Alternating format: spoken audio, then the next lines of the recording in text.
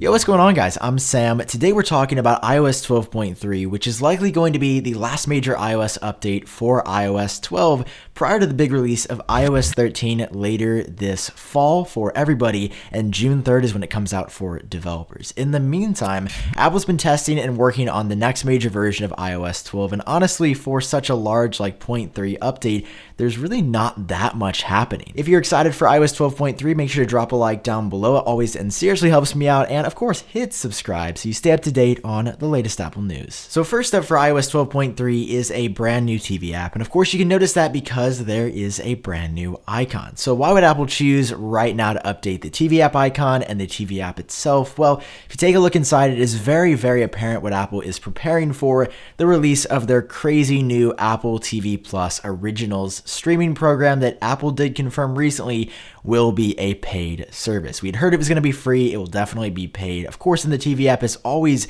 you've been able to view content that you own, like TV shows and movies, but instead of there being like 5 or 6 tabs, it's been simplified. So like movies, TV shows, sports, those are up at the very top. Looks a little bit weird there, and then you just have 3 main tabs at the bottom. I love the interface. It kind of reminds me of the App Store, big, bright colors, very like bold and in-your-face kind of design style. It definitely looks good, but you're only going to be using this if you either subscribe to Apple's service or you watch a lot of streaming shows. So the moral of the story is if you use the TV app, it's better than ever before, but if you don't, it's just sort of a new icon on your home screen. Moving on from that to the Wallet app inside of iOS 12.3, Apple made some changes here as well. So there is longer transaction history for at least like Apple's cards, but I believe my Chase card does show an expanded like latest or last transactions view as well. And it also shows you now, because Apple previewed this with the Apple Card, that where you make a purchase, you can actually see where that happens now. And there are some tweaked animations as well. Overall, it feels fluid, it feels fresh, it feels nice. I'm actually a huge fan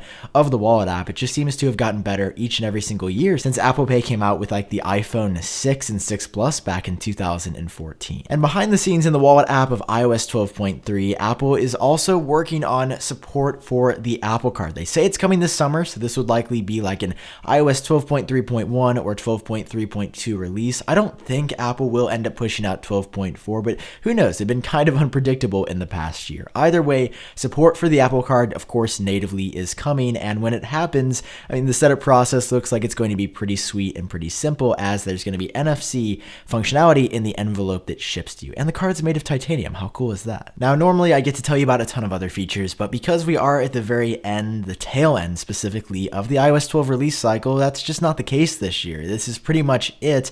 I have looked into battery life and performance. Battery life was actually pretty good for me. I am on an iPhone XR, but even on the early stages of the beta cycle, you know it as well as I do. At 12.3, Apple has released almost 10 different iOS updates at this point to give us great battery life. This is not a first beta. This is not going to be rough around the edges. This is end-of-life battery life that you're getting for iOS 12.3, which means it's going to be really good. It's probably the best battery life for any iOS version so far, at least for iOS 12. And of course, I also had to run a Geekbench test as well because, you know, that's what you do in iOS update videos. It was pretty standard from what I've gotten in general on the iPhone XR. Nothing out of this world, nothing crazy, nothing that's going to blow your mind. Again, the big improvements are likely being saved for iOS 13, and I'm really hoping this year iOS 13 Beta 1 ends up being faster than, say, iOS 12.3 final release, just because that's what happened with iOS 12. I got a 4,812 single core score and 11,185 for the multi-core score. Pretty good, but again, big improvements probably being saved for iOS 13 if they're coming at all. So as of right now, guys, that is everything that you should know about iOS 12.3. Tell me about your favorite feature that is coming down below, and if you learned something new, drop a like. Seriously helps me out, and hit subscribe so you're always up to date on the latest iOS updates and Apple news in general. I've been Sam. I hope you're doing well, and I'll catch you guys in my next video.